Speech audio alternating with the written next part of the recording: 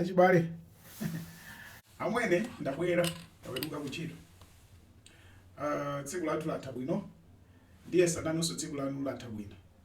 Yeah. Nkhani yayikulu lero ku Malawi ndi nkhani ya kukwera kwa mitengo kwa zinthu. Ndapanga mavideo awiri kale.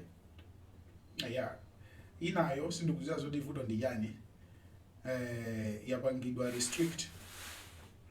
Yeah. Iyi ndofuna ndingokamba kuti tipangeno analyze kuti chifukwa chani a DPP kapena amuthalika government yawo alimba mtima kuti asinthe za mafuta panopa chifukwa chani. Okay?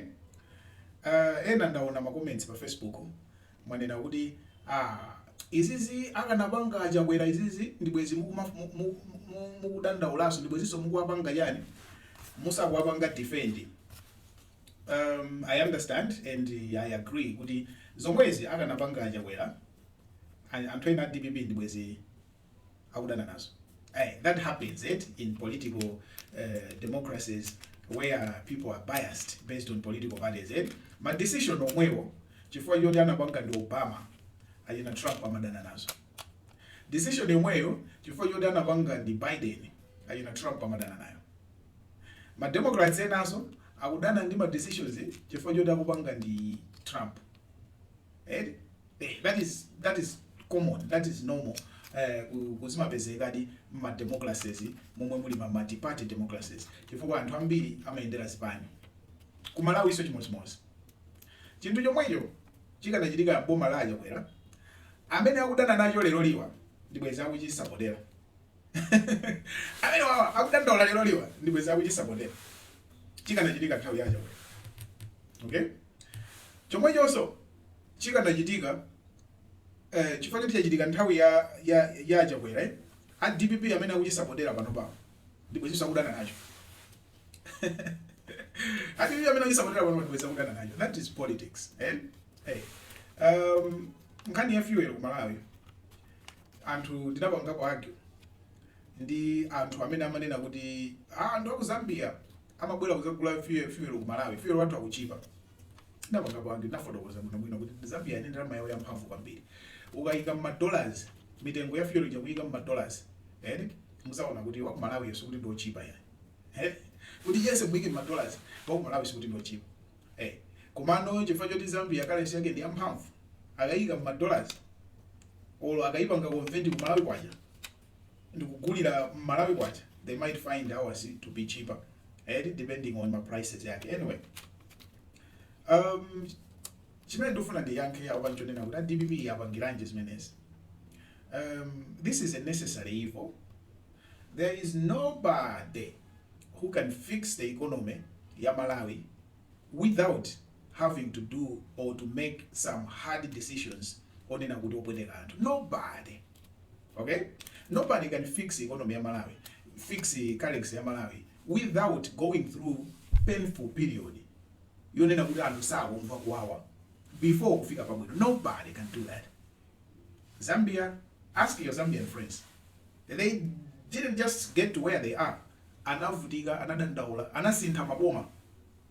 Kusintha kuchosa chipani chifukwa chama decisions za economy omwewa in order to reach where they are to have a best performing economy, a best performing currency. You go through my hardships. Even now, if you ask Zambians, they will tell you there is inflation, poor people are not affording the life. It's only the rich who are benefiting. They will tell you that. Okay? So there is nobody. But even when I say something, ndi fair amene tima kupanga analyze tima khangati tizizonesa ngati kuti tima solution ife tisakunamize kuti I can come in here and fix economy ya Malawi without doing zinthu zonena kuti anthu nkumpa nazo kuwawa. It's impossible. Now, ma politicians athu amaopa anthu nthawi ya chisankho. Chifukwa choti kumakhala zisankho, ma politicians athu amaopa kupanga ma long term decisions.